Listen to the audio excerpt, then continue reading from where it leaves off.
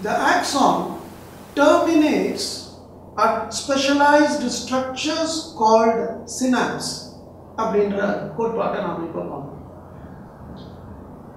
The axon terminates at specialized structures called as synapses. Axon அப்படினா என்னன்னு நம்ம பார்த்திருக்கோம் முன்னாடியே.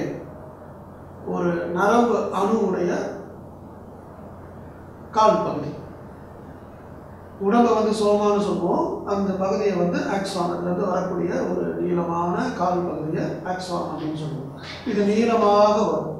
இது நீளமாக வந்து அது முடிஞ்சு அடுத்த ஒரு நியூரான் மேல இல்ல அடுத்து எங்க இருக்கக்கூடிய ஒரு தசை ஒரு மசில் மேல அதனுடைய தாக்கத்தை ஏற்படுத்தும்.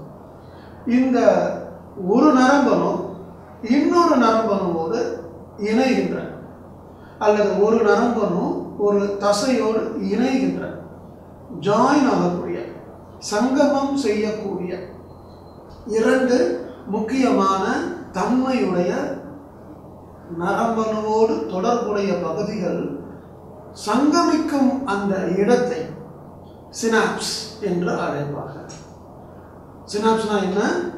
The axon terminates at specialized structures called synapses. Axon என்னன்னு பார்த்துட்டோம், டெர்மினேஷன்னா முடியுதுங்கிறத பார்த்துட்டோம், சினாப்ஸ்னா என்னன்னு பார்த்துட்டோம். ஸ்பெஷலைஸ்டு ஸ்ட்ரக்சர்ஸ்னு ஒரு சொல்லாடல் இருக்கு இல்லையா? அது என்னது? ஸ்பெஷலைஸ்டு ஸ்ட்ரக்சர் அப்படின்னா சிறப்பு வாய்ந்த பகுதிகள். ஏன் இது அப்படி சிறப்பு வாய்ந்த பகுதிகள் அப்படின்னு ஒரு பொதுப்படையா சொல்றாங்க அப்படின்னா, ஒரு ஆக்சான் ஒரு நரம்பணுவின் முடிவு பகுதி முடியக்கூடிய இடம் இன்னொரு நரம்பு பகுதியாக இருக்கலாம் அல்லது ஒரு தசையாக இருக்கலாம்.